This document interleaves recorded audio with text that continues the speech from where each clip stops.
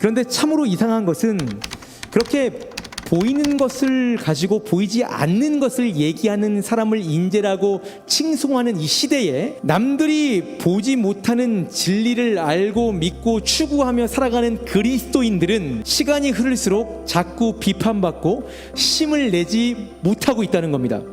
왜 그럴까요?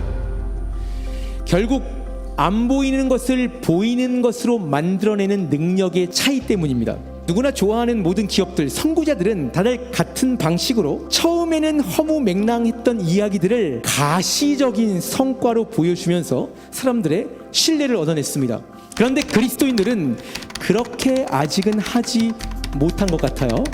이 공간 안에서는 예수를 외치고 성령의 은혜를 말했지만 실제로 삶에서 믿는 사람들이 어떻게 바로 사는지, 예수님의 깊은 사랑 같은 기독교적인 가치들을 세상 사람들의 눈에 보이게 만들어내지는 못한 겁니다.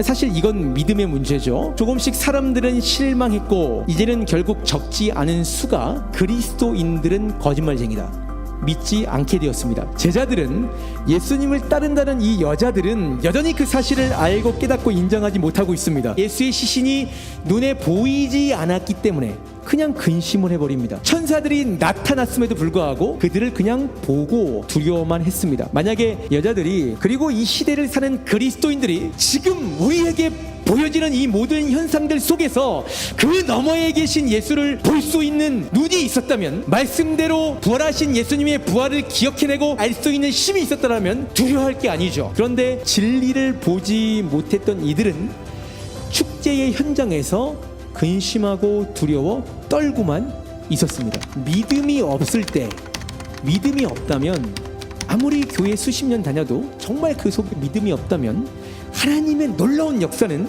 오히려 근심이 되는 거예요.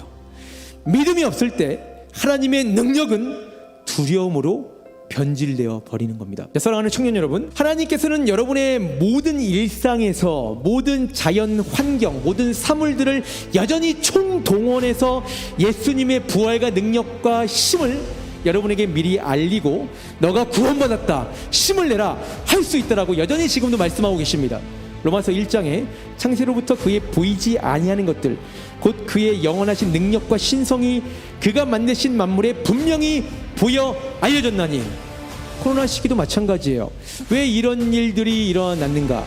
그냥 보이는 대로 보고 들리는 대로 듣고 생각하고 판단하지 말고 그 너머에서 하나님께서 계속 나에게 뭐라고 말씀하시는지를 보고 들을 수 있어야 되는 거죠. 그게 안 된다면 우리도 마찬가지예요.